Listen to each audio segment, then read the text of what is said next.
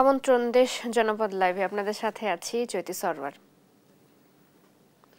বহুল কাঙ্ক্ষিত যমুনা রেল সেতু উদ্বোধনের স্পেশাল ট্রেনটি টাঙ্গাইল অংশের ইব্রাহিমবাদ রেল স্টেশন থেকে সিরাজগঞ্জ অংশের সাদাবাদ রেল স্টেশনের দিকে ছেড়ে যাচ্ছে। এ বিষয়ে বিস্তারিত জানাতে সিরাজগঞ্জ থেকে যুক্ত হচ্ছেন আমাদের সহকর্মী শুভ কুমার ঘোষ। কথা বলবো তার সাথে। শুভ, জানাবেন সেখান থেকে বিস্তারিত। চৈতি, আসলে আজকে একটা উত্তরবঙ্গের রেল যোগাযোগের একটা মাইল ফলক সৃষ্টি হতে যাচ্ছে। শুধু সিরাজগঞ্জ নয়, পুরো উত্তর পশ্চিমাঞ্চলে রেল যোগাযোগের যে একটা নতুন মাইল ফলক তৈরি হবে, এই মাইল ফলক নিয়ে কিন্তু ইতোমধ্যেই উচ্ছ্বসিত পুরো উত্তরবঙ্গের মানুষ। শুধু উত্তরবঙ্গের মানুষ নয়, এই রেল সেতু সংশ্লিষ্ট যারা কর্মকর্তা কর্মচারী আছেন তারা থেকে শুরু করে সবাই কিন্তু ব্যাপক উচ্ছ্বসিত। এই বহুল কাঙ্ক্ষিত যে যমুনা রেল সেতু, সেই সেতুটা কিন্তু আনুষ্ঠানিকভাবে আজকে উদ্বোধন হতে যাচ্ছে। অনানুষ্ঠানিকভাবে গত 12ই ফেব্রুয়ারি এটা উদ্বোধন হলেও, মানে অনানুষ্ঠানিকভাবে রেল চলাচল শুরু হলেও, আজকে কিন্তু আনুষ্ঠানিকভাবে ডাবল লেন যে লাইনটা আছে, সেই ডাবল লেন কিন্তু উন্মুক্ত হচ্ছে সকল ট্রেন চলাচলের জন্য। আমরা এই মুহূর্তে আছি ঠিক যমুনা সেতুর পশ্চিমের সয়দাবাদ স্টেশনে। আমি আপনাকে দেখাতে চাই যে আসলে এইখানে কিন্তু জাস্ট 12টা, যে 12:15 থেকে 12টার মধ্যে রেলওয়ের যে কর্তৃপক্ষ আছেন তারা কিন্তু এইখানে একটা সংবাদ সম্মেলন করবেন। তার আগে এই মুহূর্তে উদ্বোধনের যে ট্রেনটা, সেই ট্রেনটা কিন্তু আছে ঠিক যমুনা সেতু পূর্ব পাড়ের ইব্রাহিমাবাদ স্টেশনে। সেই স্টেশনে ট্রেনটা অপেক্ষা করছেন এবং যারা অতিথি আছেন তারা কিন্তু ওই ট্রেনটাতেই যমুনা সেতু অতিক্রম করে পূর্ব পাড় থেকে অর্থাৎ ইব্রাহিমাবাদ স্টেশন থেকে তারা সয়দাবাদ স্টেশনে এসে পৌঁছাবেন। এই সয়দাবাদ স্টেশনে আসার পরে কিন্তু এইখানে যারা অতিথি আছেন এবং কর্তৃপক্ষ আছেন তারা কিন্তু আনুষ্ঠানিকভাবে জানাবেন এই সংশ্লিষ্ট যে বিষয়গুলো আছে সেইগুলো। এই মুহূর্তে আসলে এই যে তারা কতটা উচ্ছ্বাসিত সিরাজগঞ্জ এবং উত্তরবঙ্গের মানুষ, যাত্রীরা। আমি একটু কথা বলার চেষ্টা করব সিরাজগঞ্জের একজন যাত্রীর সঙ্গে, যিনি নিয়মিত ট্রেনে চলাচল করেন। তার সঙ্গে একটু কথা বলবো যে আসলে অনেক কাঙ্ক্ষিত যে ট্রেন, যমুনা সেতু যে ট্রেন, সেই ট্রেনটা আজকে উদ্বোধন হতে যাচ্ছে। আপনারা কেমন মনে করছেন যে এই যমুনা রেল সেতু যে উদ্বোধন, এইটাতে সিরাজগঞ্জের পক্ষ থেকে আপনাদের কি অনুভূতি হচ্ছে? আসসালামু আলাইকুম রহমতুল্লাহ।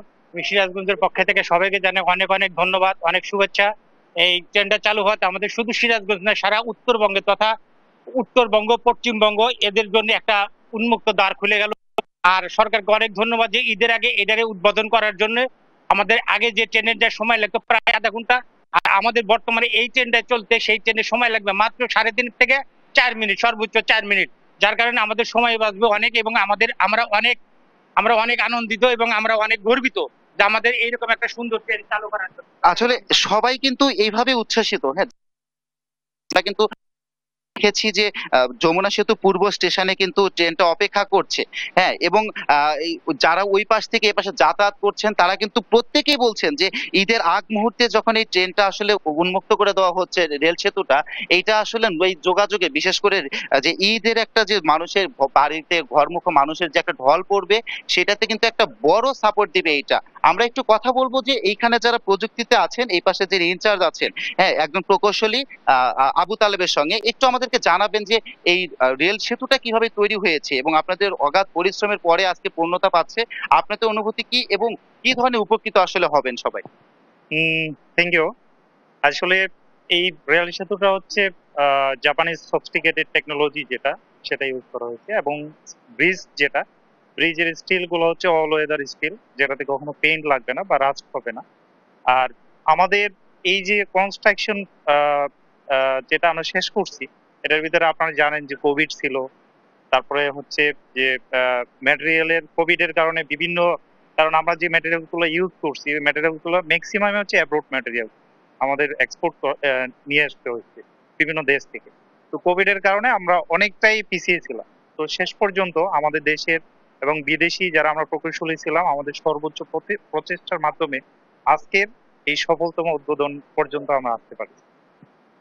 আসলে উনি যেমন বলছিলেন যে এখন বিশ্বের যে সর্বোচ্চ প্রযুক্তি, সেই সর্বোচ্চ প্রযুক্তিটা ব্যবহার করে কিন্তু যমুনা রেল সেতুটা কাজ করা হয়েছে এবং এই 4.8 কিলোমিটার এই যমুনা সেতু তৈরিতে কিন্তু সময় লেগেছে 4 বছরের উপরে এবং এটা কিন্তু অর্থায়ন করেছে জাইকা। এবং জাইকা কিন্তু তাদের যে সর্বোচ্চ প্রযুক্তি আছে সেইটা ব্যবহার করেছে যেন এই রেল সেতুটা সর্বোচ্চ মানে ইয়াটা দেওয়া যায়, এইটার প্রেক্ষিতে কিন্তু এটা করা হয়েছে। যদি এই ছিল আসলে যমুনা সেতু পশ্চিম সয়দাবাদ স্টেশন থেকে আমার কাছে সর্বশেষ। শুভ ধন্যবাদ আপনাকে। যেমনটি বলছিলাম, বহুল কাঙ্ক্ষিত এই যমুনা রেল সেতু উদ্বোধনের স্পেশাল ট্রেনটি টাঙ্গাইল অংশের ইব্রাহিমবাদ রেল স্টেশন থেকে সিরাজগঞ্জ অংশের সায়দাবাদ রেল স্টেশনের দিকে ছেড়ে যাচ্ছে। এই বিষয়ে একটু টাঙ্গাইল থেকে জানবো সহকর্মী অভিজিৎ ঘোষের কাছ থেকে। অভিজিৎ, জানাবেন আপনি যে প্রান্তে রয়েছেন সেখানকার পরিস্থিতি কেমন দেখছেন, সবশেষ খবর জানাবেন। জি চৈতি, আপনি জানেন যে এই আজকে যে শুভ উদ্বোধন হবে যমুনা রেল সেতু, একটি বিশেষ ট্রেন দিয়ে এই রেল সেতুর উদ্বোধন করা হবে। তবে ইতিমধ্যে একটু আগেই একটি উদ্বোধনী অনুষ্ঠান শুরু হয়েছে, যেখানে রেলের সচিব রয়েছেন, পাশাপাশি জাপানি রাষ্ট্রদূত এবং যে জাইকার যে এশিয়া বিভাগের প্রধান তিনি রয়েছেন, পাশাপাশি এই রেলের উদ্বোধন কর্মকর্তা রয়েছেন, তারাও এই উদ্বোধনী অনুষ্ঠানে রয়েছেন। এবং এই উদ্বোধনকে কেন্দ্র করে টাঙ্গাইল এবং সিরাজগঞ্জ সহ উত্তর অঞ্চল এবং পূর্বাঞ্চলের যারা রয়েছেন তাদের মধ্যে এক ধরনের উৎসব কাজ করছে। এবং আমরা এসে দেখেছি যে এই রেল স্টেশনে শত শত উৎসুক জনতা এখানে এসেছেন এবং তারা দেখছেন যে এই ট্রেন দিয়ে একটু পরে এই সেতু অতিক্রম করবে টাঙ্গাইলের অংশের ইব্রাহিমাবাদ থেকে ছেড়ে যাবে এবং ছয়দাবাদকে এটি গিয়ে শেষ করবে উদ্বোধনী। এবং এই ছয়দাবাদ থেকে আবার এই ট্রেনটি টাঙ্গাইলের উদ্দেশ্যে ছেড়ে আসবে এবং এই ট্রেনটি আবার ঢাকায় চলে যাবে, এমনকি জানিয়েছে রেলের কর্তৃপক্ষ। এবং আপনি জানেন যে এই সকাল 10টার পরে এই ট্রেন উদ্বোধনের আনুষ্ঠানিকতা শুরু হয়েছে এবং পাশাপাশি এই কিছুক্ষণ পরে এই যারা এই রেলের যারা কর্তৃপক্ষ রয়েছে, পাশাপাশি যারা বিদেশি প্রকৌশলী সহ যারা এই রেল সংশ্লিষ্ট যারা রয়েছেন, তারা এই রেল সেতুতে উঠে এবং এই উঠার পরেই এই রেল ট্রেনটি ছেড়ে যাবে সিরাজগঞ্জের অংশের দিকে। এবং এর মাধ্যমে এই গোল প্রতীক্ষিত যে অত্যাধুনিক রেল সেতু নির্মাণ হয়েছিল, সেই রেল সেতুর উদ্বোধন আনুষ্ঠানিকতা শুরু হবে। এবং আপনি জানেন যে এই বিগত আওয়ামী লীগ সরকারের সময় একটি রেল সেতুর করার একটি প্রকল্প পাস হয়েছিল, সেই পর থেকে এই সর্বশেষ এই যে আজকের যে রেল সেতু যে পূর্ণাঙ্গ রূপ পেয়েছে, সেই রেল সেতু আজকে আনুষ্ঠানিকতা শুরু করবে। এবং এর ফলেই যে উত্তরাঞ্চলের যে ফসলের যে যাতায়াতের ব্যবস্থা সেটি অনেকটাই অর্থনৈতিক উন্নত ঘটবে। পাশাপাশি এই যে আসে যে কয়েকটি রাষ্ট্র রয়েছে, নেপাল, ভুটান সহ যে রাষ্ট্রগুলো রয়েছে, সেখান থেকে অনায়াসে এই ট্রেনের মাধ্যমে এই পণ্য আনায়ন করতে পারবে এবং আন্তর্জাতিক রুট হিসাবে এই বঙ্গবন্ধু সেতু এটি পরিলক্ষিত হবে। এবং পাশাপাশি আপনি জানেন যে এই রেল সেতুতে কেন্দ্র করে এই যারা রয়েছেন তারা বলছেন যে এই সেতুতে তারা খুশি এবং পাশাপাশি তারা বলছেন যে এই সেতুকে কেন্দ্র করে এই সেতুকে কেন্দ্র করে যে আনন্দ, যে উৎসাহ, বিশেষ করে যারা এই বিগত কয়েক বছর এই রেল সেতুতে কাজ করেছেন, বিশেষ করে সেই কর্মকর্তা কর্মচারী যারা রেলে সংশ্লিষ্ট যারা রয়েছিলেন, তাদের মধ্যে যে উৎসাহ উদ্দীপনা দেখেছি, এটি অন্যরকম উৎসব। তো এই ছিল টাঙ্গাইলের ইব্রাহিমাবাদ রেল স্টেশন থেকে রেল সেতু উদ্বোধনের সর্বশেষ তথ্য। এরপরে আমরা আবারও আপডেট জানাবো আপনার মাধ্যমে। চৈতি। অভিজিৎ, ধন্যবাদ আপনাকে। যমুনা রেল সেতু উদ্বোধনের খবর জানাচ্ছিলেন আমাদের দুজন সহকর্মী। ঢাকা ময়মনসিংহ মহাসড়ককে ঈদ ঘিরে ঘরমুখ যাত্রা নির্বিঘ্ন করতে কাজ করছে প্রশাসন। এই বিষয়ে বিস্তারিত জানাতে যুক্ত হচ্ছেন আমাদের সহকর্মী ইলিয়াস আহমেদ। ইলিয়াস, যানজট এড়াতে কি কি উদ্যোগ নিচ্ছে প্রশাসন, জানাবেন। এবছর ঈদ যাত্রা নির্বিঘ্ন করতে প্রশাসন ইতিমধ্যেই 15টি স্থানে কিন্তু তারা তাদের যে তৎপরতা সেটি কিন্তু জোরদার করেছেন, অর্থাৎ তারা সেই লক্ষ্যেই কাজ করে যাচ্ছেন বলে আমাদেরকে জানিয়েছেন। আমরা এখন রয়েছি ঢাকা ময়মনসিংহ মহাসড়কের বাইপাস এলাকায় কিন্তু রয়েছে, অর্থাৎ এই এলাকায় আপনার মাধ্যমে দেখাতে চাই যে এলাকার রাস্তার দুই পাশে কিন্তু বড় বড় বাস দাঁড় করিয়ে দীর্ঘক্ষণ রাখা হয়, যার কারণে কিন্তু প্রতিনিয়তই এই এলাকাটিতে দীর্ঘ যানজটের সৃষ্টি হয় এবং ঈদে কিন্তু এই যানজটের তীব্রতা কিন্তু আরও বেশি আকার ধারণ করে। অর্থাৎ এই এলাকাটিতে প্রায় 3 থেকে 4 ঘন্টা কিন্তু যাত্রীদের বাসের মধ্যে এবং যানবাহনের মধ্যে কিন্তু তাদেরকে বসে থাকতে হয় এবং সেই কারণে কিন্তু ময়মনসিংহের যে প্রবেশদ্বার এই স্থানটি সেখানে কিন্তু বেশ কয়েক কিলোমিটার কিন্তু যানজটের সৃষ্টি হয়, যার কারণে মানুষের যে ভোগান্তি সেটি চরম পর্যায়ে কিন্তু একেবারে পৌঁছে। এছাড়াও এই বাইপাস মোড়টি সহ আমরা দেখেছি প্রতি বছরেই কিন্তু চুরখাই, ত্রিশালের বৈলর, ত্রিশাল বাস স্ট্যান্ড, বরাডুবা এবং বালুকা বাস স্ট্যান্ড সহ কমপক্ষে কিন্তু 10 থেকে 15টি স্পটে কিন্তু দীর্ঘ যানজটের সৃষ্টি হয়, যার কারণে প্রতিনিয়ত কিন্তু মানুষকে ভোগান্তি পোহাতে হচ্ছে। এবং আমরা বেশ কয়েকজন চালকের সঙ্গে কিন্তু কথা বলেছিলাম, তারা বলছেন যে এবছর যদি রাস্তার পাশে অর্থাৎ যে ফুটপাত রয়েছে সেই ফুটপাত উচ্ছেদ করতে হবে এবং ইউটার্নগুলো রয়েছে সেই ইউটার্নগুলোতে যেন সহজেই যেন চালকরা গাড়ি ইউটার্ন করতে না পারে, সেই লক্ষ্যে কিন্তু যদি প্রশাসন তৎপর থাকে তাহলে যানজটের পরিমাণ কিন্তু অনেকটাই কমে আসবে। এবং আমরা এই বিষয়টি নিয়ে সড়ক ও জনপথ বিভাগের সঙ্গেও কিন্তু কথা বলেছিলাম। সড়ক ও জনপথ বিভাগ জানিয়েছেন কি ইতিমধ্যেই তারা তাদের যে প্রস্তুতি সেই প্রস্তুতি কিন্তু তারা নিয়ে রেখেছেন। আমরা যদি একজন চালকের সহকারীর সঙ্গে জানতে চাই, ঈদে কোন কোন জায়গার মধ্যে যানজট হওয়ার সম্ভাবনা আছে? ময়মনসিং ব্রিজে, বাইপাস মোড়ে পুরাটাই জাম হয়ে যায়, রাস্তা সিঙ্গেল, এর লিগে জাম হয়ে যায়। ঢাকার রুটে অটোর লিগে হাইওয়েতে জাম বেশি, এই অটো মনে করছে মাঝখানটা চলে, হরেন দিলেও গাড়ি বনে না, এর লিগে জাম তো বেশি। প্রতিটা স্টেশনে জাম বাজে, স্কোয়ার জয়না মাওনা প্রতিটা স্টেশনে জাম, সবচেয়ে জাম বাজে স্কোয়ার আর বালুকার পরে ক্লিয়ার, বালুকার এইদিকে পুরাটাই জাম থাকে, গাজীপুর চৌরাস্তা সব জায়গায় জাম।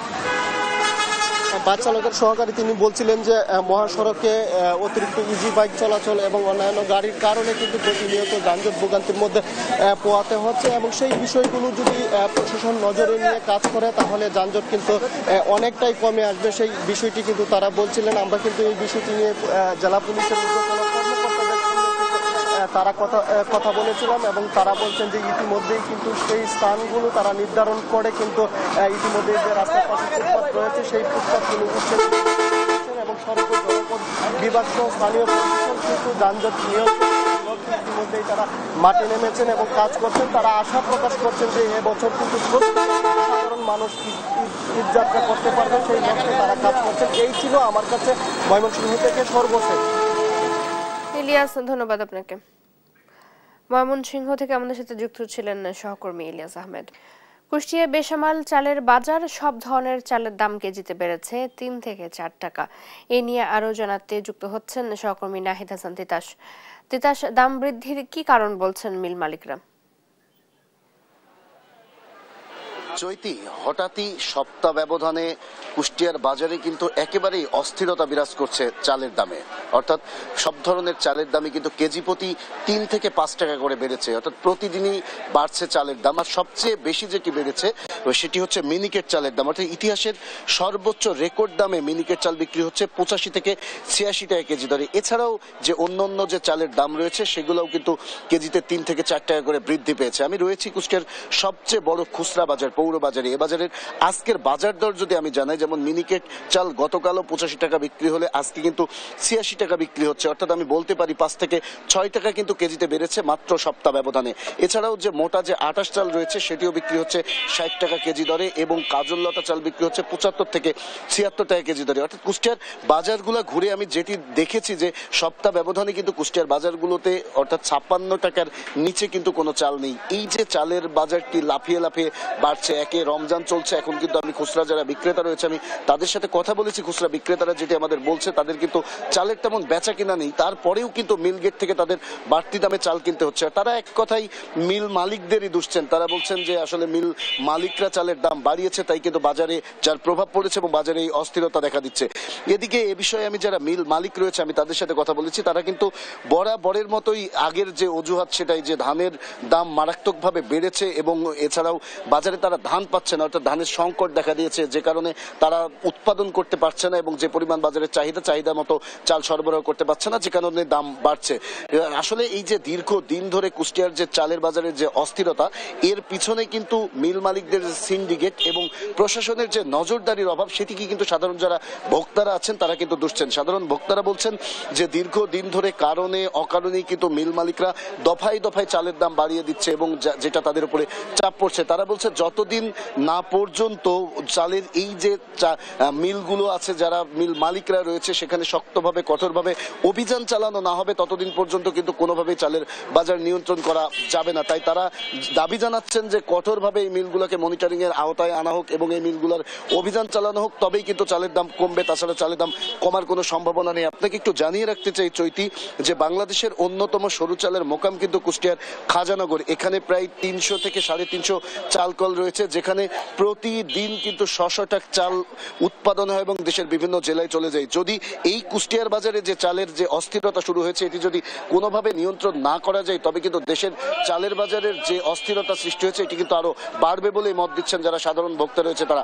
শুধুমাত্র আমি বলতে পারি যে গত এক সপ্তাহ থেকে, যে আমি যদি 10 দিনের কথা বলি, এই 10 দিনেই কিন্তু সরু মিনিকেট থেকে অন্য যে চাল রয়েছে সেটা কিন্তু প্রায় কেজিতে বেড়েছে 3 থেকে 7 টাকা পর্যন্ত, অর্থাৎ একেবারেই বেসামাল হয়ে পড়েছে কুষ্টিয়ার চালের বাজার। এই ছিল কুষ্টিয়ার চালের বাজার থেকে আমার কাছে সর্বশেষ খবর। চৈতি। তিতাস, ধন্যবাদ আপনাকে।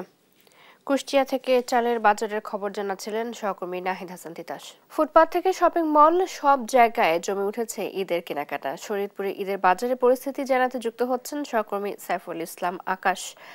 আকাশ, বেচা বিক্রি কেমন দেখছেন, কি বলছেন ক্রেতা বিক্রেতারা, জানাবেন।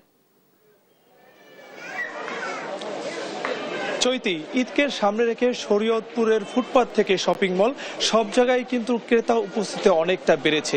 এই মুহূর্তে অবস্থান করছি শরীয়তপুর সদর উপজেলার সৈদিয়ার মার্কেটে। এখানকার চিত্র যদি আপনাকে দেখাই, সেক্ষেত্রে কিন্তু ঈদের সময় যেই গরমকাল পড়তে পারে, এ কারণে কিন্তু ক্রেতারা এখান থেকে গরমের দিনটি বিবেচনা করেই কিন্তু তারা তাদের পোশাকগুলো কিনতে আসছেন। এখানে যারা আসছেন তাদের মধ্যে আমরা দেখতে পেয়েছি বেশিরভাগই কিন্তু নারী ও শিশু ক্রেতাদের সংখ্যাটাই বেশি, কারণ এই সকালের দিকে যদি তারা এখান থেকে কিনতে পারে তাহলে হয়তো রমজানের সময়টায় তাদের ক্রয় করতে পারে পছন্দের সেই পোশাকটি। এখানকার যারা স্থানীয় ক্রেতারা রয়েছে তাদের সাথে আমরা কথা বলেছি।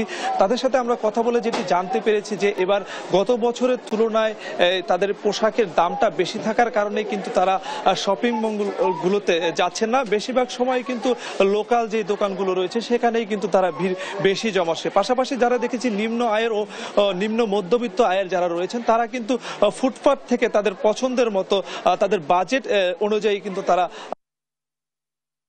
এখানকার যারা স্থানীয় ক্রেতারা রয়েছেন তারা বিশেষভাবে একটি অভিযোগ করেছেন, সেটি হচ্ছে যে গত বছর কিন্তু তারা দেখেছিল যে পোশাক ক্ষেত্রে সরকারিভাবে যেই মনিটরিংটি করা হতো প্রশাসনের পক্ষ থেকে, সেই মনিটরিং কিন্তু এবার চোখে তেমনটি পড়েনি, যার কারণে কোনটি ভালো পণ্য সেগুলো যাচাই বাছাইয়ের ক্ষেত্রে কিন্তু প্রশাসনের ভূমিকা নীরব বলে জানিয়েছেন স্থানীয়রা। এবং এখানকার স্থানীয় বিক্রেতারা যারা রয়েছে তাদের সাথে কথা বলে দেখেছি, তারা যেটি বলছে এবার তুলনামূলক পোশাকের দাম বেশি। আমরা এখানকার একজন স্থানীয় বিক্রেতার সাথে কথা বলে জানার চেষ্টা করব আসলে গত বছরের তুলনায় এবছরের পোশাকের দামটা কেন বেশি এবং আপনারা এই ঈদকে সামনে রেখে বেচা বিক্রি আপনাদের কেমন হচ্ছে।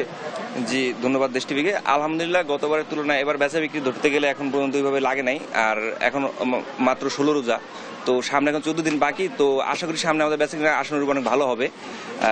তবে এবছর প্রোডাক্ট যদি আমরা চিন্তা ভাবনা করি গতবারের তুলনায় এবার প্রোডাক্টের দাম খুবই বেশি। আমরা যেখান থেকে প্রোডাক্ট কিনতেছি সেখানে বলতেছে যে চায়না প্রোডাক্টের ট্যাক্স বাড়ার কারণে তারা চায়না ফেব্রিক্সের দাম বাড়ছে, এই কারণে সব জিনিসেরই তারা দাম বাড়ায় রাখতেছে জায়গা থেকে, মানে পাইকারি মার্কেট থেকে। তো এই কারণে ক্রেতারা যখন আসতেছে তখন তারা বলতেছে যে দাম বেশি, তো যারা 4টা 5টা করে কিন্তু তারা এখন 1টা 2টা করে কিনতেছে, এরকম হচ্ছে পরিস্থিতি বর্তমানে। জি ধন্যবাদ আপনাকে। শুনছিলেন এখানকার স্থানীয় একজন বিক্রেতার কথা। পাশাপাশি আমরা এখানকার যারা ক্রেতারা রয়েছেন তারা কিন্তু বলছেন যে প্রতিনিয়ত যদি এখানে বাজার মনিটরিং করা হতো তাহলে কিন্তু স্বস্তিতে তারা পোশাকগুলো কিনতে পারত। এই ছিল শরীয়তপুরের বিপণী বিতান থেকে সর্বশেষ। চৈতি। আকাশ, ধন্যবাদ আপনাকে। আমাদের সাথে শরীয়তপুর থেকে যুক্ত ছিলেন সহকর্মী আকাশ। ঈদ যাত্রার প্রস্তুতির খবর জানাতে সায়দাবাদ থেকে এবার যুক্ত হচ্ছেন আমাদের সহকর্মী এনআই নাহিদ। নাহিদ, আমরা যেমনটি জেনেছিলাম যে ট্রেনের অগ্রিম টিকিট কয়েকদিন আগেই বিক্রি শুরু হয়েছিল, বাসের অগ্রিম টিকিট বিক্রি শুরু হয়েছে কিনা, কি পরিস্থিতি দেখছেন জানাবেন।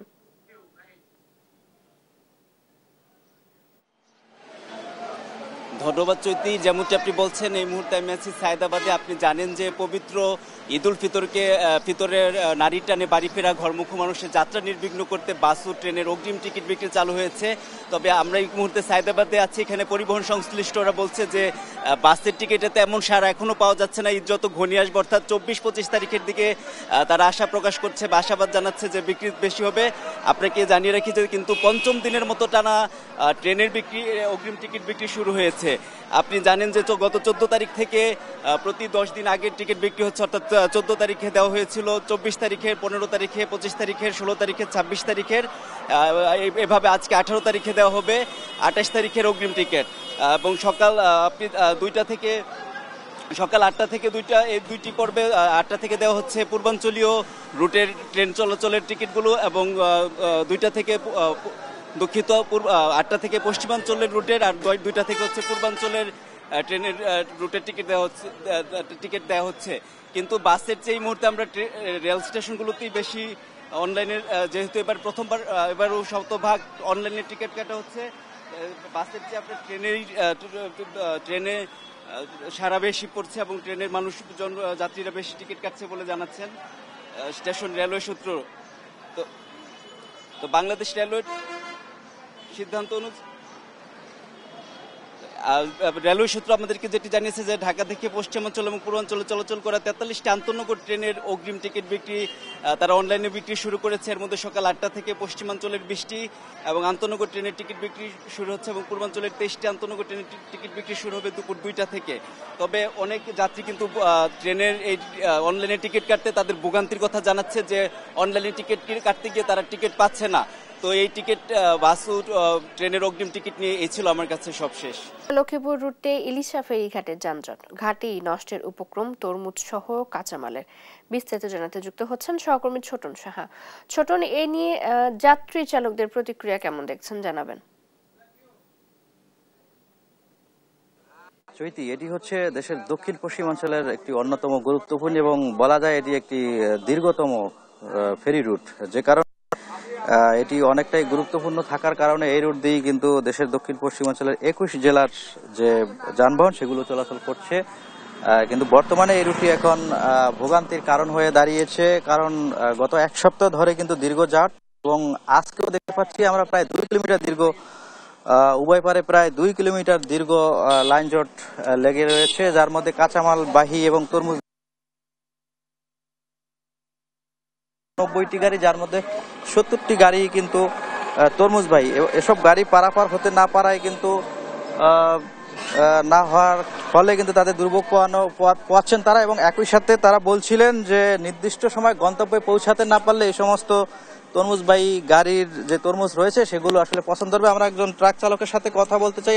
কতক্ষণ ধরে এখানে রয়েছেন, আপনার কোনো অসুবিধা হচ্ছে কিনা? আমি গতকাল রাত 10টা বাজে আছি, এখন পর্যন্ত আছি আর কি। কতক্ষণ পাই এখনো। গাড়িতে কি রয়েছে? গাড়িতে তরমুজ রয়েছে। ধন্যবাদ। আমরা আসলে এই যে সমস্যার সৃষ্টি হয়েছে, আমরা একটু বিআইডব্লিউটিসির কর্তৃপক্ষের সাথে কথা বলবো এবং তাদের কাছ থেকে জানতে চাইবো যে আসলে এই যানজট, যে দীর্ঘ যানজট সৃষ্টি হয়েছে, সেটি নিরসনে তারা কি ব্যবস্থা নিয়েছেন। আপনাদের এই যানজট নিরসনে কি ব্যবস্থা নিয়েছেন? আমাদের ভোলা লক্ষ্মীপুর সার্ভিসে বর্তমানে 4টা ফেরি চলতেছে। আমাদের আর একটা ফেরি আর 2 দিনের ভিতর ট্রিপে ঢুকবে, 5টা ফেরি হয়ে যাবে। 5টা ফেরি হয়ে গেলে আমাদের এই 4টা থাকবে না।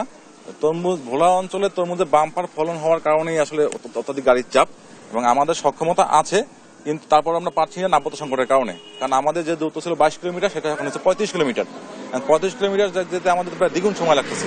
এই সময়ের সাথে কাভার দিয়ে আমরা আসলে পাচ্ছি না, যার কারণে আমরা একটা ফেরি যোগ করলে এটা সমস্যা সমাধান হয়ে যাবে।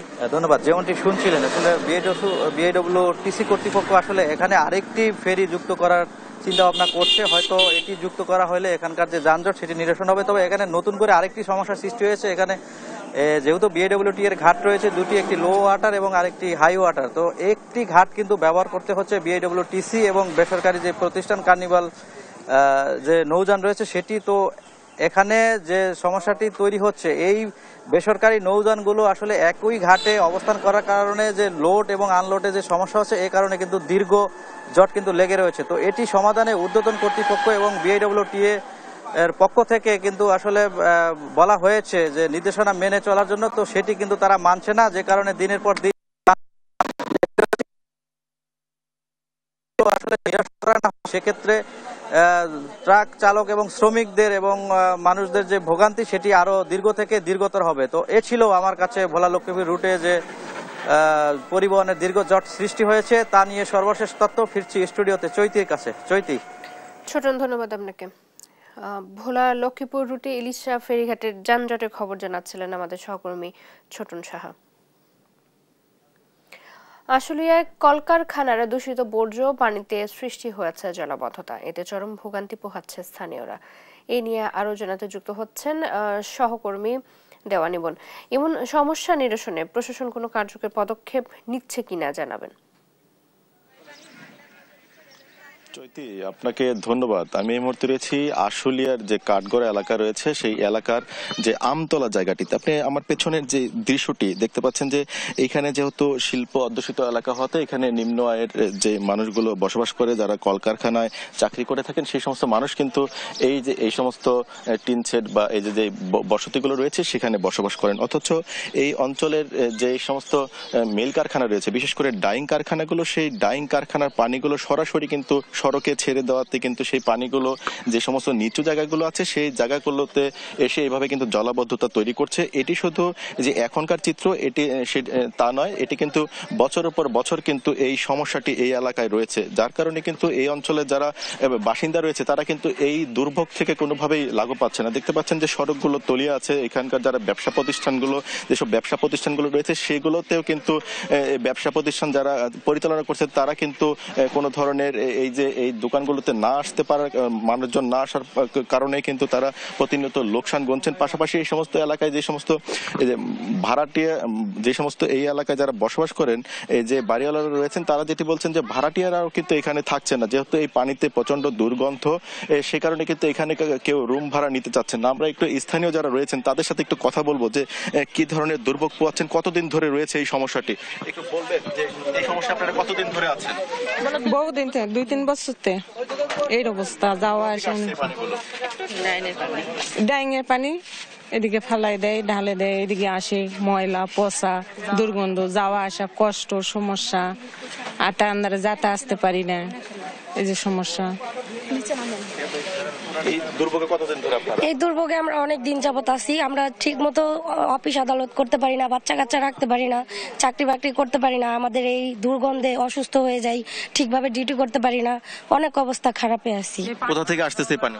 এই পানিগুলো এই আশেপাশে যত কলকারখানা আছে সব কলকারখানার পানিগুলো আসতেছে, পাশে একটা ডায়েরি ফার্ম আছে ওইখানের পানি আসতেছে, যার জন্য আমরা অনেক অসুস্থতা ভোগ করতেছি। চৈতি, যেমনটি শুনছিলেন তারা যেটি বলছে যে এই পানিতে শুধুমাত্র যে তারা এই যে বসবাসে অসুবিধা সেটি নয়, এই পানিগুলো জলাবদ্ধতার কারণে যে সমস্ত শিশু সন্তানদের রেখে যে তারা কর্মে ফিরেন সেটিতে কিন্তু তারা নানা ধরনের দুশ্চিন্তায় কিন্তু তাদেরকে পোহাতে হয়। পাশাপাশি কিন্তু এটি যে এইখানে কিন্তু নানা রোগেও কিন্তু তারা এই পানি থেকে কিন্তু নানাবিধ রোগেও তারা আক্রান্ত হচ্ছেন। তাই তাদের দাবি যে অতি দ্রুত যারা স্থানীয় দায়িত্বে যারা রয়েছেন, বিশেষ করে এই যে জনপ্রতিনিধি যারা রয়েছেন, তারা কিন্তু বছরের পর বছর এই সমস্যাটি থাকলেও কিন্তু তারা নিরসনে কোনো উদ্যোগ নিচ্ছেন না। তাই তাদের দাবি যেন দ্রুত এই সমস্যা নিরসনে উদ্যোগ গ্রহণ করা হয়। চৈতি, ধন্যবাদ আপনাকে। আশুলিয়ার কাঠগড়া আমতলা থেকে যুক্ত ছিলেন আমাদের সহকর্মী দেওয়ানি মন। এবং এই ছিল এখনকার দেশ জনপদ লাইভ। পরের বুলেটিন দেখার আমন্ত্রণ রইল। ধন্যবাদ সবাইকে।